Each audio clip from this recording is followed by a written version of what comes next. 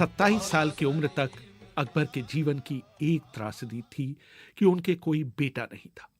1564 में उनके दो जुड़वा बेटे जरूर पैदा हुए थे, हसन और हुसैन, लेकिन वो सिर्फ 1 महीने तक ही जीवित रह पाए थे। उन्होंने अपने प्रिय संत ख्वाजा मोइनुद्दीन चिश्ती से यहां तक कहा कि अगर आप मुझे एक बेटा दे दें तो मैं आगरा से अजमेर पैदल चलकर आपकी दरगाह पर सिर झुकाऊंगा। आखिर ईश्वर ने उनकी सुन ली और उनके दरबारियों ने उन्हें खबर दी कि आगरा के पास ही एक पहाड़ी पर एक और पीर सलीम चिश्ती रहते हैं जो आपकी मुराद पूरी कर सकते हैं। जहांगीर पर एक किताब N intimate portrait of a great Mughal Jahangir लिखने वाली पार्वती शर्मा बताती हैं। ऐसी कोई भी चीज़ नहीं थी जो वो नहीं कर पाते थे, पर बस उनकी औलाद नहीं थी। तो फाइनली शेख सलीम चिश्ती ने उनसे कहा कि नहीं, आपके होंगे 3 बेटे होंगे, और फाइनली फिर सलीम पैदा हुए। पर एक और कहानी है कि जैसे ये शहजादे सलीम की पैदाइश के ज़िम्मेदार शेख सलीम थे, वैसे ही एक तरह से शेख सलीम चिश्ती की मौत की ज़िम्मेदारी भी शायद थोड़ी शहजादे सलीम पे आती है कि उनके जन्म के कुछ दिनों बाद अकबर गए फिर से शेख सलीम से मिलने, और उन्होंने उनसे पूछा, पता नहीं क्यों पूछा, कि आप कितने दिन जिएंगे। और उन्होंने कहा कि जब ये सलीम कोई चीज़ याद कर लेगा, उसको फिर दोहराएगा, that's when I will die. तो फिर एक हुक्म दिया गया कि बच्चे को कुछ ना सिखाया जाए। 2 साल 7 महीने की उम्र थी सलीम की जब कि कोई एक नर्स आई, अकेले पाया शहजादे को, और कुछ पोइट्री रिसाइट कर रही थी, तो सलीम को भी सुनाई। सलीम को याद हो गई ये पोएम, और जाके फिर सलीम ने दोहराई अपने ट्यूटर को, और ट्यूटर अकबर के पास गए, और श्योर इनफ खबर आई कि शेख सलीम बीमार पड़ गए हैं। जहांगीर के बारे में कहा जाता है कि वो महान मुगलों में सबसे कम चर्चित मुगल थे, शराबी थे, और उनका ध्यान सैनिक अभियानों पर न रहकर कला और जीवन के सुखों और शान शौकत पर अधिक रहता था। क्या जहांगीर का ये मूल्यांकन सटीक है?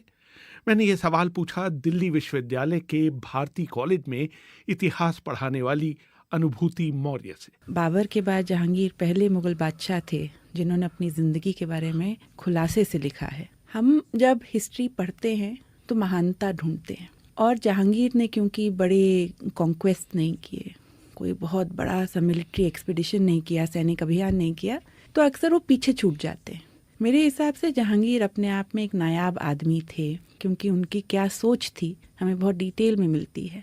उसके साथ साथ वो अपने समय के प्रोडक्ट थे। अपने आप में वो एक तरीके की खिड़की थे जिसके जरिए हम देख सकते हैं कि 17वीं शताब्दी का आदमी क्या सोच रहा था। जहांगीर अक्सर अक्ल और नकल, तार्किकता के आधार पे अपने इर्द गिर्द की दुनिया को जांचते हैं, समझते हैं, परखते हैं। जहांगीर के बारे में मशहूर था कि वो औरतों और शराब के शौकीन थे। वो अपनी आत्मकथा तुजुके जहांगीरी में लिखते हैं कि एक समय वो दिन में शराब के 20 गिलास पीते थे, 14 दिन में और 6 रात में।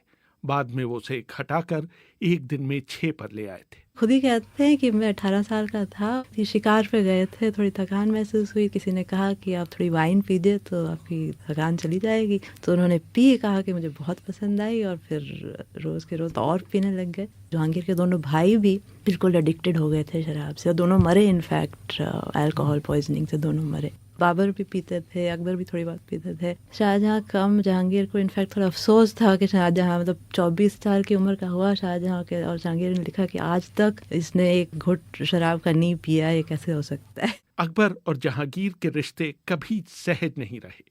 उनमें और कटुता तब आ गई जब जहांगीर ने अकबर के बहुत करीबी और उनके जीवनीकार अबुल फजल को ओरछा के राजा बीर सिंह देव के हाथों उस समय मरवा दिया जब वो डेक्कन से आगरा की ओर आ रहे थे। इस हत्या का सबसे जीवंत वर्णन असद बेग अपनी किताब वाक़ए असद बेग में लिखते हैं। बीर सिंह के हर सिपाही ने कवच पहन रखे थे। उनकी तलवारें और भाले हवा में बिजली की तरह चमक रहे थे। तेज भागते घोड़े पर सवार एक राजपूत ने अबुल फजल पर बर्छे से इतनी तेजी से वार किया कि वो उनके शरीर के दूसरे सिरे से बाहर निकल गया।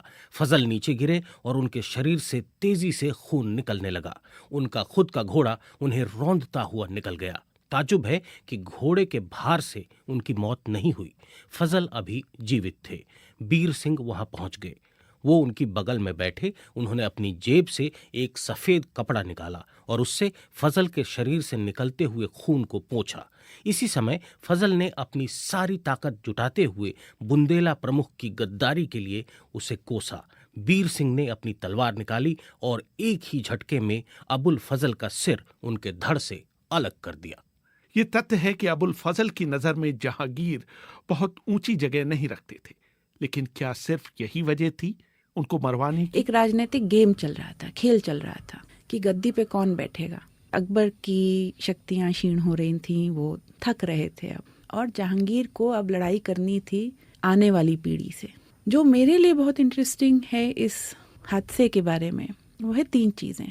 पहला है अकबर का रिएक्शन जब उन्हें खबर मिली अबुल फजल के देहांत के बारे में। जब उन्हें पता चला तो उनका रिस्पॉन्स जहांगीर की क्रूरता के प्रति नहीं था, एक गहरा दुख था। वो फेंट हो जाते हैं, मूर्छित हो जाते हैं। दूसरा, जहांगीर इसके बारे में बिना किसी ग्लानि के लिखते हैं कि ये मैंने किया। और जो बुंदेला राजा को उन्होंने इस्तेमाल किया, उसके साथ मुगल कोर्ट का हमेशा एक टेंशन रहता था। वो बुंदेला राजा ऐसा नहीं है कि जहांगीर के लंगोटिया यार थे। और फाइनली जब वो अबुल फजल के बेटे से मिलते हैं, वहां पे भी कोई गिल्ट हमें नहीं दिखता। तो जहांगीर जब लिखते हैं तो बहुत क्लियरली लिखते हैं कि मेरा मकसद था बादशाह बनना। अबुल फजल अगर दरबार में वापस पहुंचते तो मैं बादशाह शायद नहीं बन पाता। और जब उनके बेटे से मिलते हैं, उनके शासन के अंत तक अबुल फजल के बेटे उनके बहुत ही करीबी विश्वसनीय एक मंत्री के रूप में उभरते हैं। 17 अक्टूबर 1605 को अकबर के देहावसान के बाद जहांगीर मुगल तख्त पर आसीन हुए। उनके बारे में कहा जाता है कि वो बहुत मूडी बादशाह थे, कभी बहुत दरिया दिल तो कभी बहुत खूंखार। जहांगीर की क्रूरता का ब्यौरेवार वर्णन एलिसन बैंक्स फिंडली ने अपनी किताब Nurjahan empress of Mughal India में किया है। जहांगीर ने अपने एक नौकर का अंगूठा सिर्फ इसलिए कटवा दिया क्योंकि उसने नदी के किनारे लगे चंपा के कुछ पेड़ काट दिए थे। उसने नूरजहां की एक नौकरानी को एक गड्ढे में आधा गड़वा दिया था। उसका अपराध था एक किन्नर का चुंबन लेते पकड़े जाना। एक आदमी को अपने पिता की हत्या की सजा देते हुए जहांगीर ने उसे एक हाथी की पिछली टांग से बंधवाकर कई मील तक खिंचवाया था। अपने खुद के बेटे खुसरो के विद्रोह करने पर जहांगीर ने उसे मौत की सजा न देकर उसकी आंख फुड़वा दी थी। एक बार इस तरह की सजा देने के बाद शायद ही जहांगीर ने उसे बदला हो। हाँ, अपने बेटे खुसरो को अंधा किए जाने के बाद उसने उसकी आंखों का इलाज जरूर करवाया था, लेकिन उसकी आंखों की रोशनी कभी वापस नहीं आई। गद्दी संभालने के 6 साल बाद 42 साल की उम्र में जहांगीर ने नूरजहां से शादी की।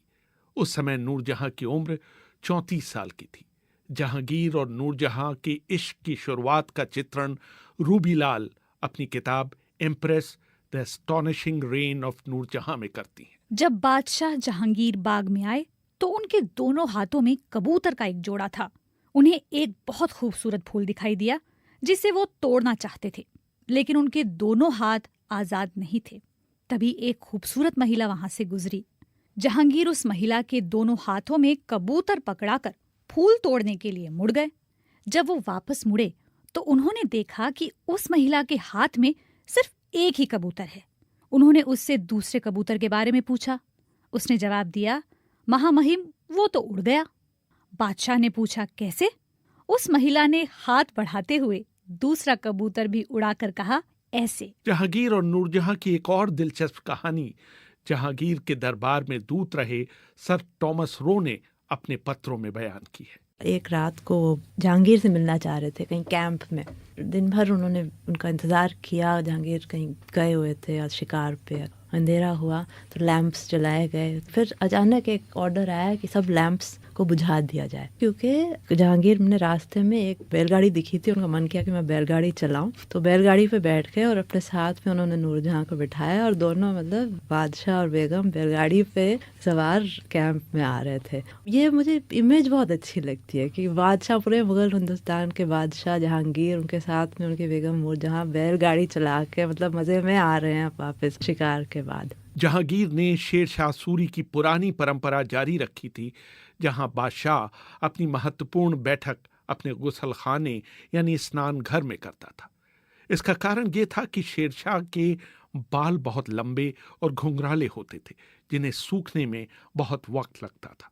जहांगीर अपने बाल भी गुसलखाने में ही कटवाया करते थे। सुबह at dawn he would wake up, दर्शन देते थे अपने जनता को, फिर वापस अंदर जाके थोड़ा मतलब नाश्ता वाश्ता करते थे, थोड़ा 1 घंटा और सोते थे, फिर दोपहर में आके पब्लिक दरबार होता था, फिर शाम को जो गुसल खाना जिसको कहते हैं वहाँ जाते थे और वहाँ बैठ के नोबिलिटी के साथ वाइन वगैरह पीते थे, गुफ्तगू करते थे और फिर सो जाके बीच रात उठते थे और फिर गरीब लोग और जो फ़कीर और ऐसे मतलब ऐसे लोगों में जो होली मैन में वो खाना और पैसा बांटते थे। लेकिन 1627 आते आते जहांगीर का स्वास्थ्य खराब हो चला था। 28 अक्टूबर 1627 को राजौरी और भिंबर के बीच 58 साल की उम्र में जहांगीर ने इस दुनिया को अलविदा कहा। जब नूरजहां सुबह उन्हें जगाने के लिए गईं तो जहांगीर ने अपनी आंखें नहीं खोली। नूरजहां की आंखों से आंसू टपकने लगे और मौलाना हिसामुद्दीन ने बादशाह की आत्मा की शांति के लिए दुआ मांगी। जहांगीर को दमे की बीमारी थी, जो नॉर्थ इंडिया की गर्मी और धूल थी उसको सह नहीं कर पाते थे, तो अपनी जिंदगी के आखिरी कुछ सालों में अक्सर वो कश्मीर की तरफ गए। जब वो गए तो उन्होंने इंसिस्ट किया कि जो सब लोग उनकी मौत का इंतजार कर रहे थे और अपना पॉलिटिकल प्ले कर रहे थे वो सब उनके साथ जाएं। तो नूरजहां तो गईं और शहरियार को भी जाना पड़ा जो नूरजहां के दामाद थे, और आसिफ खान को भी जाना पड़ा जो इनको गद्दी पे बिठाने के लिए बेकरार थे शाहजहां को। वो घूमे और फिर राजौरी के रास्ते, पखली के रास्ते, राजौरी के रास्ते वो वापस जब निकले तब तक वो खा पी भी नहीं पा रहे थे। उसमें चंगेज हट्टी नाम की एक जगह थी जहाँ पे जहांगीर गुजरते, और ये मुश्किल सी जगह थी पहाड़ पे। जब मृत्यु हुई तो उनकी बॉडी को इम्बाम करवाया, तो जो आंतड़ियाँ निकालते हैं इम्बाम करने के समय उन्हें वहीं चंगेज हट्टी में दफनाया गया। फिर पालकी में बॉडी को बिठाया, तो जैसे कि जहांगीर बैठे हुए हैं और वो पालकी धीरे धीरे धीरे करके वापस आई। महलों में सोने वाले मिट्टी में सो रहे हैं, मिट्टी में सो रहे हैं।